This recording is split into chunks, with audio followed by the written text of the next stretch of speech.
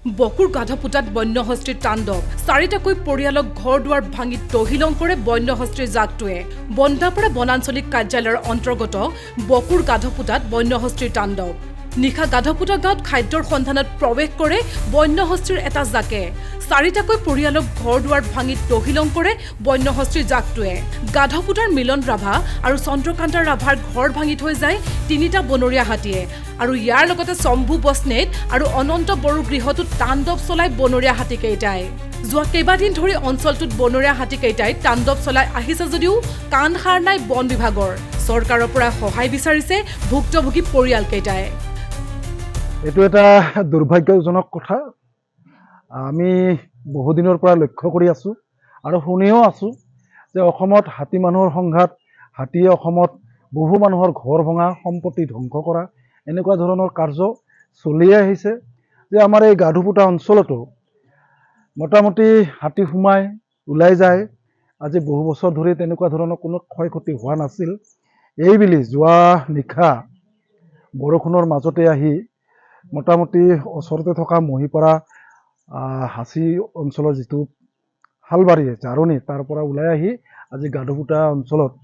চাৰি ঘৰত বিশেষকৈ টিং পাতকে আদি কৰি ভঁৰাল আদি কৰি ঘৰ দুৱাৰ আদি কৰি বিভিন্ন ধৰণৰ সম্পত্তি ক্ষয় ক্ষতি কৰিছে সৌভাগ্যক্ৰমে মানৱ সম্পদ কোনো ধৰণৰ ক্ষয় ক্ষতি নহ'ল যদিও ঘৰ ভঁৰাল আজি যথেষ্ট ক্ষতি কৰিছে পকী ঘৰৰ নিচিনা ঘৰ ভাঙিছে টিংপাত বহু ক্ষতি হৈছে আৰু খেতিপথাৰত মই দেখিলোঁ খেতিপথাৰতো নতুনকৈ যিখিনি মানে খৰালি খেতি কৰে সেই খৰালি খেতিখিনিকৈ ইতিমধ্যে খাই তহিলং কৰিছে আৰু যথেষ্ট ক্ষতি হৈছে এই ক্ষেত্ৰত মই ভাবোঁ মই নিজে এজন ৰাভা হাছং স্বায়ত্তশাসিত পৰিষদৰ সাধাৰণ পাৰিষদ হিচাপে চাৰিটা সমষ্টিৰ পাৰিষদ হিচাপে মোৰ ফালৰ পৰা যিখিনি কৰ্তব্য বা প্ৰতিবেদন ৰাভা হাছং অট'নমাছ কাউন্সিলক নিশ্চয় অৱগত কৰাম আৰু বিভাগীয় বন বিষয়াৰ জৰিয়তে হওক বা অসম চৰকাৰৰ জৰিয়তে হওক যেনেধৰণে নীতি নিয়ম আছে সেই নীতি নিয়মৰ জৰিয়তে আমাৰ প্ৰতিবেদনটো আমি দাখিল কৰিম মই ভাবোঁ আমাৰ প্ৰতিবেদনৰ ওপৰত ভিত্তি কৰি কিবা চৰকাৰীভাৱে সহায় সহযোগিতা কিবা আগবঢ়াব পাৰে নেকি এইখিনি মই যথেষ্টখিনি চেষ্টা কৰি চাম আৰু নিশ্চয় ক্ষয় ক্ষতিৰ পৰিমাণটো মানে হিচাপ আকাৰত লৈ ক্ষতিপূৰণ দিয়াৰ কাৰণে চৰকাৰক মই আহ্বান জনাম আৰু পূৰ্বতেও এই ঘৰখন ভাঙি যোৱা বুলি পেলাই গম পাইছিলোঁ কেনেকুৱা যোৱাবিলেও ঘৰখন ভাঙিছিল ভঁৰাল আছে ভিতৰত যোৱাবিলেও ইয়াৰ পৰা এটা ভঁৰাল মানে ভাকৰি বুলি কওঁ আমি দাঙি লৈ গৈছিল মানে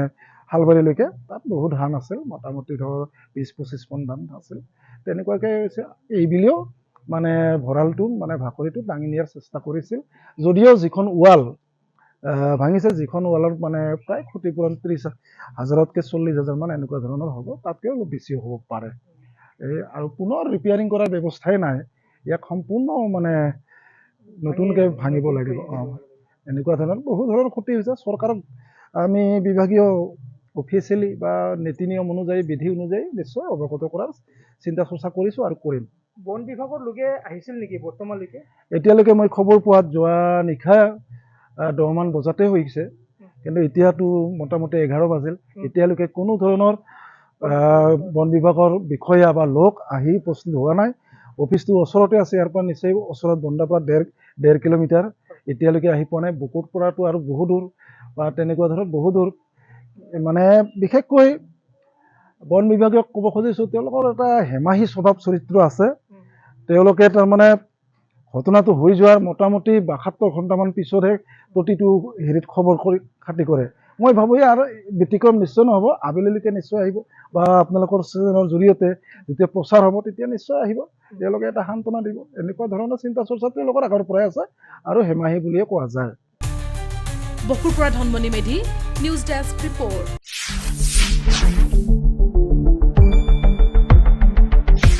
শুদ্ধ আৰু বিস্তৃত বাতৰিৰ বাবে আহি আছে